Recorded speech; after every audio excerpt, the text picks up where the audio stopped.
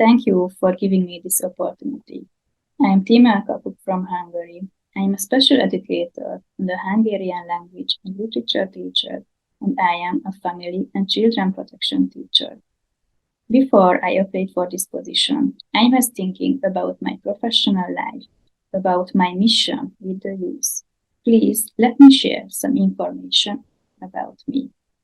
I worked in different countries, for example, in Mexico, at the British Virgin Islands, and here in Hungary. I had really different students. I worked with very talented and smart children at the European School here in Budapest.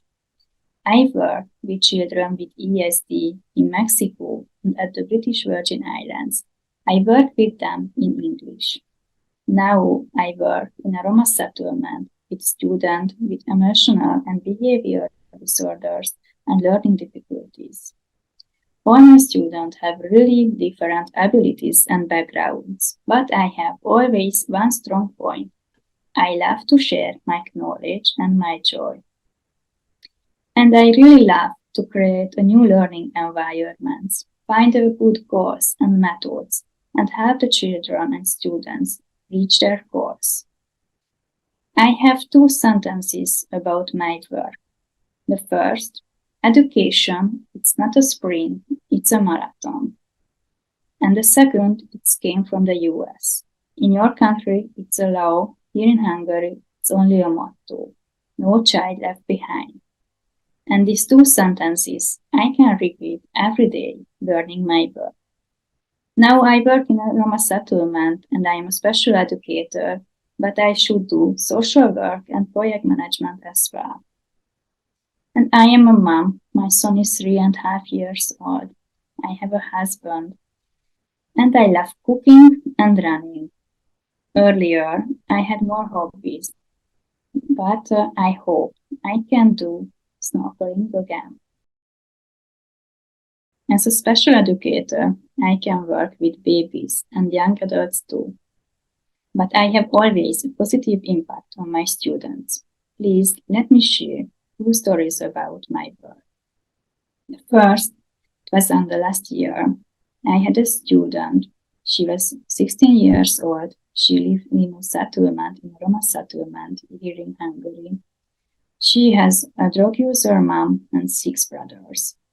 She wanted to leave from the settlement, but we didn't know what's the next step. And after, we found a really amazing scholarship. And when she finished the school and finished the work at the big store, we had extra lessons at the night. And we didn't imagine, but she won this scholarship. And now she studies together with the Spanish princess at the Atlantic College in Wales in the UK. My second story, it was 5 years ago. I had a 6-year-old student with ESD, and he didn't speak properly because of the ESD. And his parents gave up the communication. And after I found a new method to sign him yes and no. And he started the communication with his parents. And it was a really big step for them. And I feel, as a human being, we don't have other choice. We should learn together and teach each other. As a teenager, I was a volunteer at the Hungarian Red Cross. And I was a member of the first aid club and I was a first aid educator. So at my school, I teach the most important knowledge about the first aid. And we won a championship with my student. And after, I had drama club and board games club. At the board games club, I used a Mind Lab board games. Here in Hungary, we don't have subjects. We should teach everything. For example, reading, writing, math, science, PE, music, and arts. And I had extra lessons about the toilet training and the alternative communication with children with ESD. And I work with children and students between 3 and 21 years old. My first step, I read the curriculum and I adapt it. My second step, usually I use a topic plan. For example, about a solar system, I make a handout. This handout includes the most important activities, the number of the lessons, the keywords and the goals, and the assessments. And I share this handout with the student and with their parents, and they can check the most important informations. After I make my lesson plans, it's the third step. And my lesson plans include the instructions, the activities, the tools, and the methods, and usually the special needs as well. It depends on the special needs, but I love the Kagan-Spencer cooperative methods and tools because it's useful with different abilities and backgrounds, and I love if the children can work together. And my second methods, it's come from the US. I had a course at the Kansas University, and I learned about the ABE, and I am an RBT therapist. And from the ABE, I use the behavior plans and the positive reinforcement. I prefer the cooperative methods. So during my lessons, the children work in small groups, teams, or in pairs. If somebody should work alone, I can make a silent corner. If we have an opportunity and we can leave from the classroom, I can make bigger activities outside. Please let me share some photos about my classroom management. Generally, I can use diagnostic, formative, and summative assessments.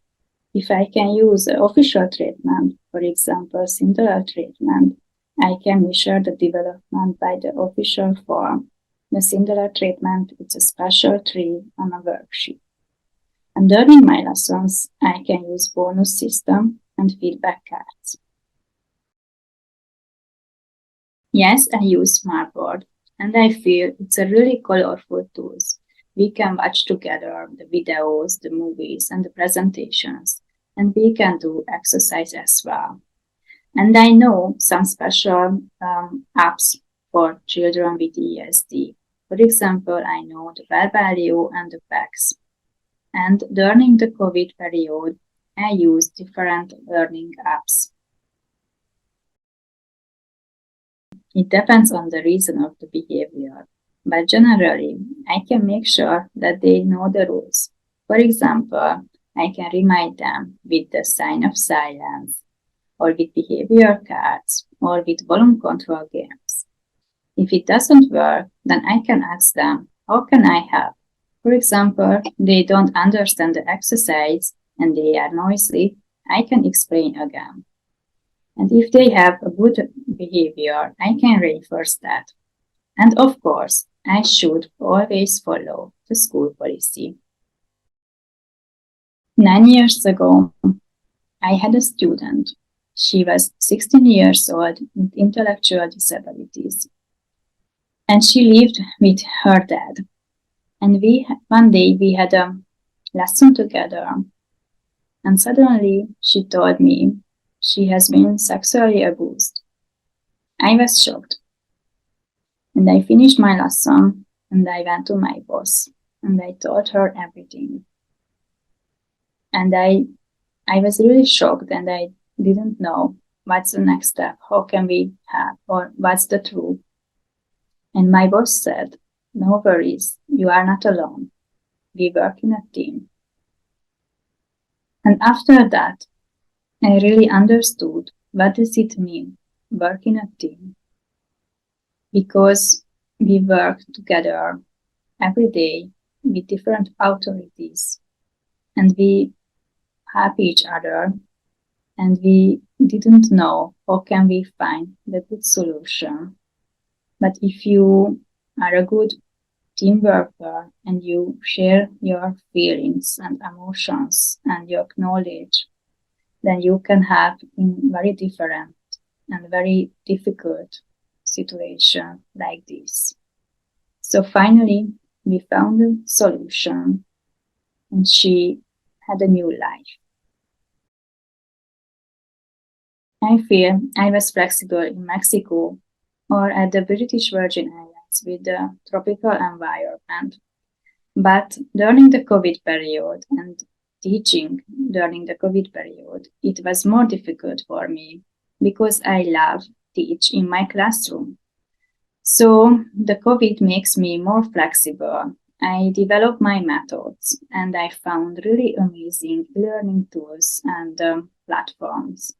And now I feel I can make and build a good relationship with my students by these tools.